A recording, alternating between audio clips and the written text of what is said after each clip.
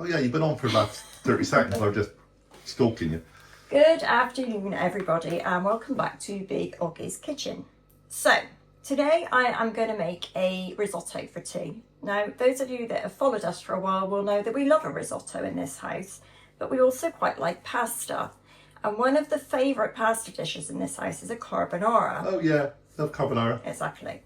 So this recipe is a mashup between a spaghetti carbonara and a risotto, and we're doing a risotto carbonara. Okay. Now I have made this recipe before and I am making some tweaks to it. So this is my findings. You need pancetta, okay, diced pancetta. Now you can get this as smoked or unsmoked. We've gone for smoked because of the extra flavour basically. You can at a pinch use bacon lardons, but if you can get pancetta, then do. And you find the pancetta bits like that usually around by the cold meats, so the hams and stuff like that, not in the bacon section, okay?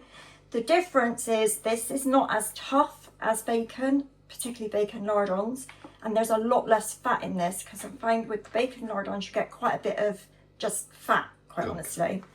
So when I first made this, I did what it says in the book. What we're using, love? Huh? What we're using? We are using the Harry Biker's, the best. It's a Harry Biker's book. Yeah. Yeah. Good one, this. Yeah. So what it suggested was cooking off your pancetta in a large pan, right? So you put some oil in and you fry off your pancetta until it's nice and crispy and golden brown. Didn't have a problem with that. But when we then added the other stuff into that same pan, the outcome of our dish was it was quite salty.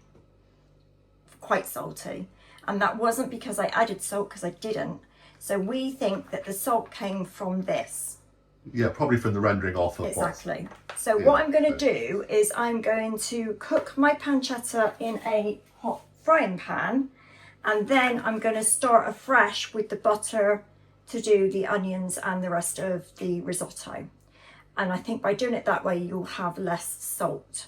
Okay, so I'm going to crack on with that to start off with. I'm just going to fry off my pancetta. This recipe has very few ingredients. It's not difficult. It's just a labour of love because you have to stand there and stir it. It's a proper risotto, so it takes time to do. So I've just done my pancetta and I've left it so that it's going brown, but it's not as crispy as some people like it. Do it how you like it. But if you look in the bottom of this pan, you can see the brown bits, and I'm sure that is where the salt is. Yeah, but I guess, you know, when you're a bit chefy, you'll be going, well, that's where your flavour is. But if the flavour is too much salt, exactly, that's tricky, especially if you can't get rid of it. That's the thing. Yeah. So now we are going to start to build the risotto. That's going to set aside for later. So what I'm going to do now is add half of my butter into my saute pan. You need to have a deep pan for this because obviously this is what you're going to cook your risotto in, and you need to add a lot of liquid to it. So I'm going to add maybe a bit of half my butter and a glug of olive oil that they recommended that you cook your pancetta in the first place. Right. So once your butter's melted, we are going to add one onion, which is finely chopped. Yep. And we're going to cook that over a medium-low heat until it goes nice and soft and translucent. You don't want any colour on this because predominantly this risotto is white. So my onions are just about catching. So in next goes the thyme leaves. Fresh thyme. Yeah. Fresh thyme, yeah. And your garlic. Fresh at the moment? I mean, we sometimes use paste. No, this is fresh. Fresh, okay. So I'm going to give that a mix round. I'm not here to cook that garlic. I just want to kind of spread it out a bit because obviously it's in a clump. All the ingredients will be listed below as always, so don't worry about amounts, etc. at the moment. And then into that, you're going to add your risotto rice. And it has to be risotto rice, people. You cannot do this with long grain basmati or any of the others. It has to be a short grain risotto rice. And now you're going to give that a good stir around until you get nicely sort of glistening rice, because all that oil and butter is going to coat your rice. and it's going to help with it start cooking. Like we said, this is a labour of love. This will take, how long you reckon? It usually takes a good 20 minutes. Yeah, you've got to get rid of that lot. From when you start adding stock. Yeah. So, as you can see now, my rice is nicely coated.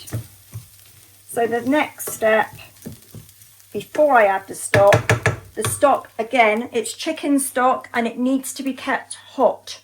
So don't make it and leave it. It's actually on a very low simmer. As you can see, it's steaming. I mean, you could use fresh, but I dare say this is out with cube. I've just used 2 stock pots. Yeah.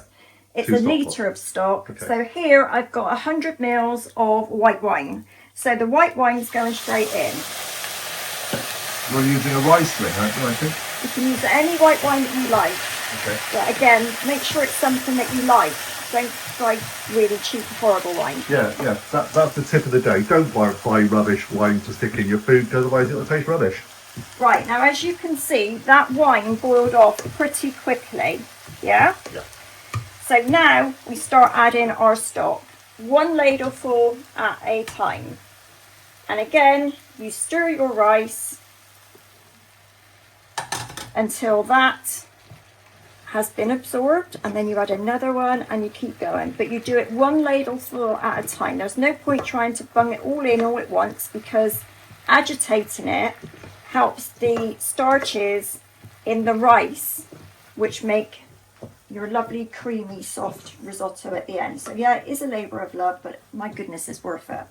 So you don't need to see that, but basically, like we said, 1 ladle at a time. So you can see keep working it in. That ladle's already gone. So now my next ladle. And obviously, the more it absorbs, the slower it actually becomes to absorb. But that's okay. When it's all done, we'll be back. Keep on stirring, love. Take your time. Right then, darling, so it's been quite a while. Yeah.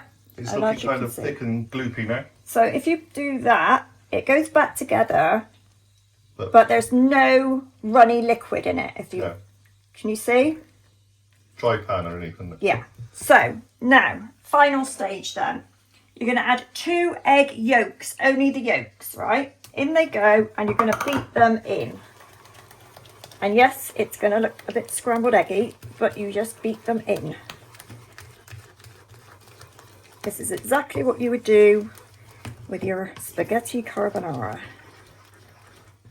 And as you can see, it goes even creamier. And then, once you've got your eggs mixed in, you put the rest of your butter in. You hope. You hope, go on. Well done.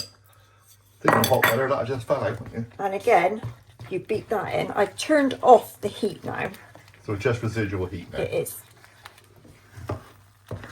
Beat in your butter.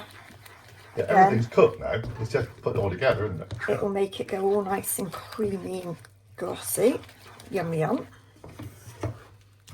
This is not a health issue thing, this one. Yeah.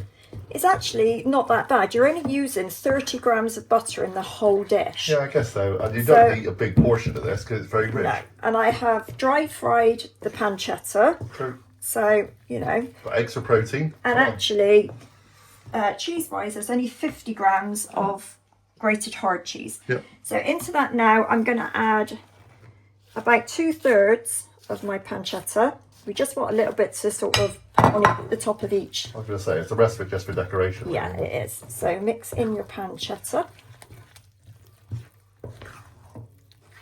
Like so. And the final thing, again, you're going to do the same with your cheese that you did with your pancetta. So kind of about 2/3. Okay, so we're using Gran Padano. We are. I mean, it says... Do you prefer that to Parmesan? Yeah, it says Parmesan. I personally would say use whichever Yeah, Pecorino's nice too. You prefer. Yeah, Pecorino, don't you, as well? Yeah, I don't mind Pecorino. I just find Parmesan a bit too... Punchy? Yeah. Right. Smelly. Right. Okay. Now, I'm just going to scrape the back of my spoon because I know I've got cheese stuck there. There we go. It smells wonderful. And you can see how rich and creamy that is. Now, they reckon this will serve 4. It wouldn't surprise me. Well, it depends how big the person is, really. I think we usually get 2 days out of this, to be honest, and it feeds 3 of us at a time, so we get a good 6 portions out of this. Like I said, it's a rich, really tasty thing. You won't need as much as you think you will. And that is it. So they say to leave it for a minute or 2 before you serve it up, and obviously when you serve it into your dishes, you're going to put a little sprinkling of your pancetta and cheese on the top. But that is your risotto carbonara. Go eat and enjoy it. We'll put some pictures on to show you again. Bye for now.